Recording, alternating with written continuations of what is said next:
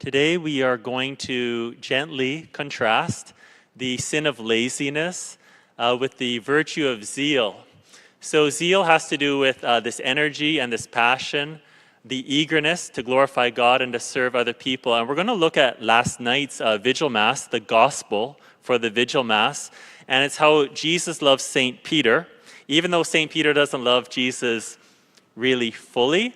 And Jesus is going to take St. Peter from that imperfect love all the way to perfect love, to perfect zeal. So that's what Jesus wants to do with all of us. He loves us even if we struggle with laziness. And so we want to resist any discouragement. If we feel any discouragement talking about this sin, we know that doesn't come from God because Jesus loves us. St. John of the Cross, when he talks about the sin of sloth, so sloth is spiritual laziness. He says we avoid spiritual practices like we don't give enough time to God because we don't get anything out of it. Okay? So you know how sometimes we're on Sunday, we're not working, we still don't give a lot of time to prayer? Or we're on vacation, we don't give enough time to God? That could be the sin of sloth. So St. John of the Cross says this: beginners in the spiritual life also become bored when told to do something unpleasant. Because they look for spiritual gratifications and delights, they are extremely lax in the fortitude and labor that perfection demands. Like those who are reared in luxury, they run sadly from everything rough, and they are scandalized by the cross. There are two key words there, perfection and the cross. So we're all called to perfection, to love like Jesus, to love perfectly, and the way to get to that perfect love is through the cross. Because we're made for perfection, none of us like it when we see laziness in ourselves, and we don't like it when we see it in other people, right? So you never hear a young woman say, "I just met this great guy, he's so lazy." Right? So if you play sports, you don't like it when you're with a teammate who doesn't work hard. You can't stand it. And no coach ever wants to work with a player who doesn't try his best. So we all want people who aim for perfection, who are zealous. So now we're going to look at the gospel from last night, and we're going to again see that St. Peter is called the perfect love through the cross. And it says this: when they had finished breakfast, Jesus said to Simon Peter, "Simon, son of John, do you love me more than these?" And in the original Greek text, Jesus uses the word for love, it's agape, which means, do you love me sacrificially? Do you love me to the point of death?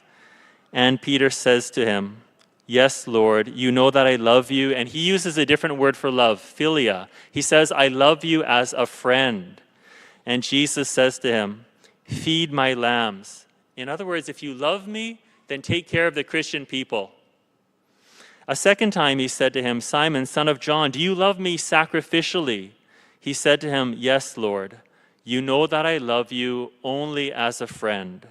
Jesus said to him, "Tend my sheep." This is what we say to each other. If you love me, show me. If you really love me, then tell me. We say to our family members, if you love me, why don't you hug me? Why don't you help me around the house? Why don't you help me with the kids or help me with my homework? We need help. Please tell me, show me that you love me. He said to him the third time, "Simon, son of John, do you love me?" And what does Jesus do here? He uses a different word. Do you love me as a friend? So what Jesus is doing here is he's lowering himself from perfect love to friendship love because he's accepting that St. Peter is not yet loving perfectly. He lowers himself out of love. Beautiful thing is St. Peter, you know, he wants to be faithful. When Jesus got arrested, St. Peter was unfaithful. He wanted to be faithful, but he wasn't. But that's the redeeming virtue about St. Peter. He hungers for it. So Jesus will lower himself to Peter's level, and then he's going to raise him up. Peter felt hurt because he said to him the third time, "Do you love me as a friend?" And he said to him, "Lord, you know everything. You know that I love you only as a friend." Jesus said to him, "Feed my sheep." And this is the great part where Jesus, he's going to take him to perfection. He comes to the rescue. He says, "Very truly I tell you, when you were spiritually immature, you used to fasten your own belt and go wherever you wished. But when you grow old, spiritually mature, you will stretch out your hands and someone else will fasten a belt around you and take you where you do not wish to go." He said this to indicate the kind of death by which he would glorify God. That is awesome. And so this painting by Caravaggio, it shows St. Peter being crucified upside down, because tradition states that when St. Peter was being crucified, he asked to be crucified upside down because he didn't feel worthy to be crucified like his master, our Christ. So St. Peter's death glorifies God because he gives him all that he has. And he loves Jesus the way Jesus loves him. And so let's go back to laziness. Laziness always forgets about Jesus' love. And now let's make a connection. There is a connection between laziness and lust, the sin of lust. Why? Because they're both selfish. So sometimes when we're lazy, it's not true. We're not actually just taking care of ourselves, and it's not a proper love. Laziness is a selfishness in the same way that lust is very selfish because we use other people for our own sexual gratification. Deliberate sexual thoughts, pornography, it's all about using people for our gratification. So what's the antidote? Zeal. Zeal is the antidote. Zeal asks the question, instead of using people, how can I serve them? How can I love them authentically? So one way to overcome our struggles with lust is to serve other people. Some of us know this saying, idle hands are the devil's workshop. So idle meaning we're doing nothing, we're bored, we have nothing to do, or I should change that. We choose not to do anything. Are the devil's workshop because the devil comes in. So have you ever noticed that whenever we're bored, temptations to lust will come? So a good way to avoid these temptations is to keep really busy. And we need to know, what is a healthy level of busyness?